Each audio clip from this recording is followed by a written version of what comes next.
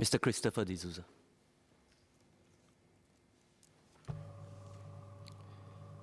Sir, thank you for letting me join in this debate. I have 3 points. All 3 points support the intention to refer the issue of deliberate online falsehoods to a select committee. First, even as we try to tackle the problem of deliberate online falsehoods upstream, to be truly inoculated to the adverse impacts of falsehood, people need discernment to differentiate between truth and falsehoods. This is because of the ubiquitous nature of online falsehoods. I refer to paragraph 14b of the Green Paper to put things into perspective. 36,746 Twitter accounts generated approximately 1.4 million automated election-related tweets. Additionally, the repudiation of an article as false is often announced hours after the viral impact and seldom reaches all the audiences. False news may also continue to circulate, making the article that repudiated it seem outdated. According to a study done by Communications and New Media Department at NUS and the Institute of Policy Studies, younger Singaporeans have an optimism bias.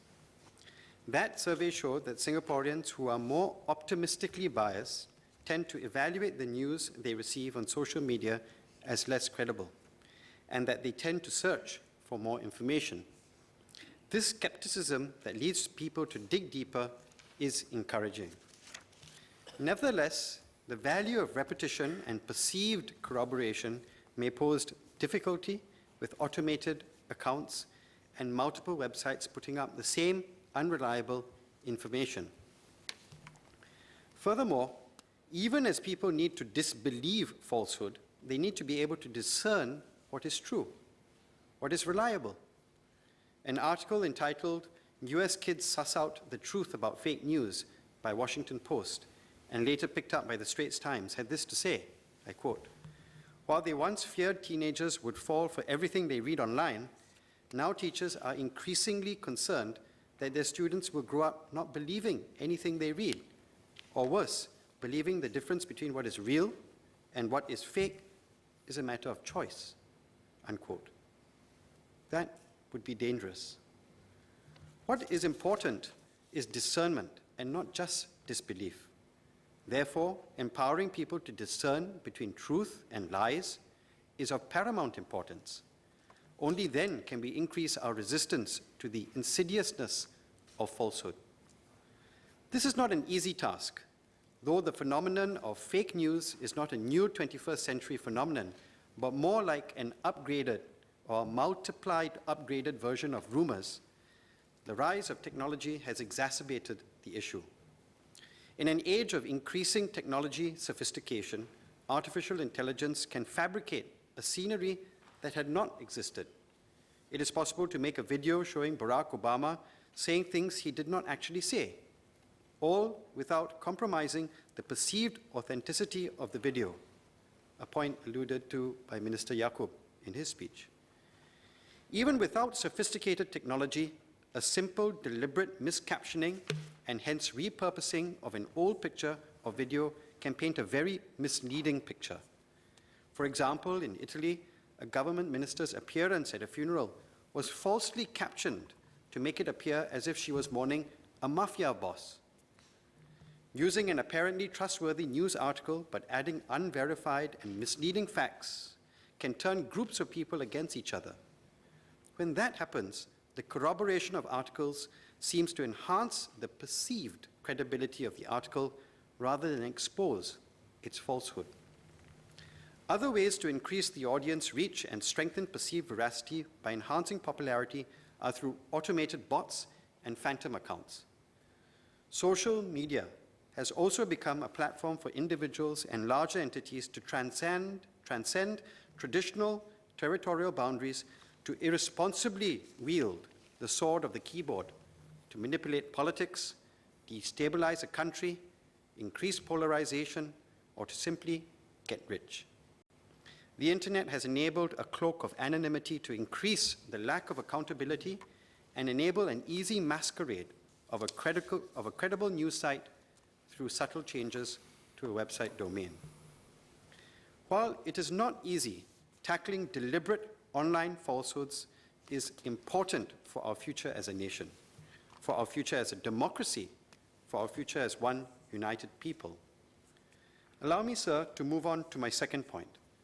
Falsehoods can divide us, but we need to stand united, united as one multiracial Singapore.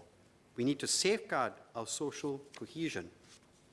Unity is important, and unity can be threatened by false allegations. A Straits Times article on India's fight against fake news reported that false images have been circulated on Twitter purporting to show Rohingyas persecuting Hindus in the Rakhine province, where the Muslim Rohingyas have been fleeing alleged persecution. In that instance, the purported victims were repainted as the oppressors, exploiting the tension in Myanmar toward the Rohingyas.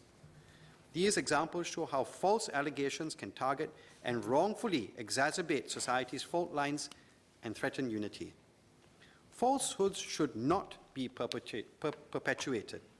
There needs to be space to clarify misconceptions, address prejudices, and reduce misinformation. Truth is the antidote to lies, and lies need to be addressed in order to dispel suspicions based on falsehoods. This brings me to my third point. People who tell the truth do not need to and should not be afraid of the actions to be taken. I repeat, people who tell the truth do not need to and should not be afraid of the actions that will be taken. There is a difference, of course, between falsehoods and truths that we do not like to hear. The Green Paper is entitled Deliberate Online Falsehoods. It is not entitled Prohibiting Hard Truths. It is important for a democracy to work that ideas be exchanged. However, concocting a collage out of unrelated data, then squeezing an untenable conclusion out of it, and then attempting to pass off that conclusion as truth, now that is dangerous and should be avoided. Why? Because it misleads people. Simply put, there is no interest in being misinformed. This is especially so when important decisions have to be made. Therefore, while we should not hamper constructive discussion and the expression of viewpoints, we need to make sure that decisions are based on the foundation of truth and not the shifting sands of falsehood. An example of how falsehoods may hamper democracy can be seen in the Brexit situation, where there was a misleading poll with shaky extrapolation that caused people to think that millions of Turkish people would move to the UK if it voted to remain in the European Union.